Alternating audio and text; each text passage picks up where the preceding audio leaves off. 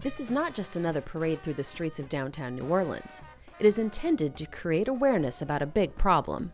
The Smoke-Free New Orleans event was designed to raise awareness about the fact that workers in bars and casinos are still exposed to secondhand smoke in their workplace. In this city known for its food, drink, and fun, second-line parades like this one happen all the time. They're a culturally relevant way to get noticed. It's a celebration. We like celebrating life regardless here, and so I think it's a really good way for people to come together in a fun way to celebrate healthy workplaces. Smoking in bars and casinos creates a geographic health disparity, a difference in health behaviors and health outcomes related to where people live or work.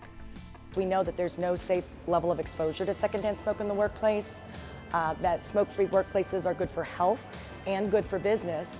Groups in New Orleans are working together to try to reduce the disparities by limiting access to tobacco. It is an uphill battle because tobacco and the South have a long history together. It's very important, especially in Louisiana, because we still have high smoking prevalence rates here, especially in some of our disparate communities. Also, we have some of the weaker tobacco control policies. In many places, those policies mean buying tobacco is cheaper than food. The availability of fresh food is just one challenge creating disparities in New Orleans.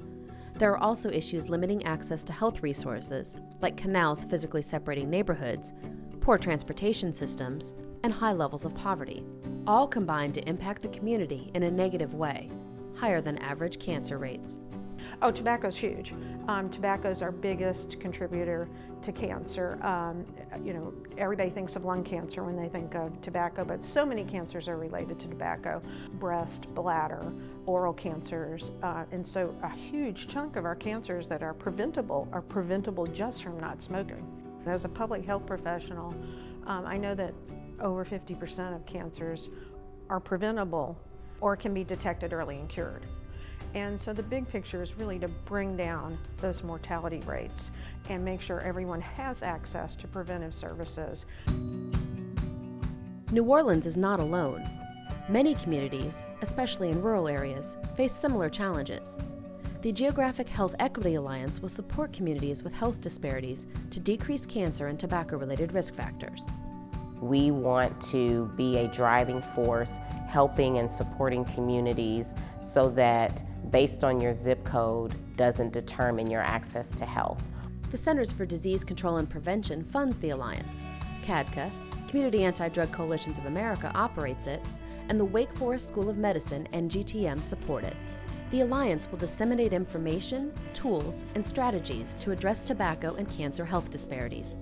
The Alliance definitely wants to make sure that people know that things can change and that the way one thing has been is not how it has to be.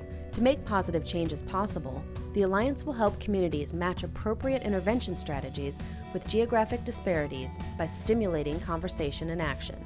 Peer-to-peer learning is huge. That level of the interaction, that is a whole different type of partnership, where if you can, find your partner in the neighboring state that represents a community that's similar to yours, and you can implement some of those same strategies, that's awesome. And that's definitely what we want to highlight and really want to instill a sense of hope into the states that, yeah, the numbers may look bad now, but there's still time, there's some hope. You can change this, and we're going to be here to help you do that. To get involved, join the Alliance by calling or visiting the website.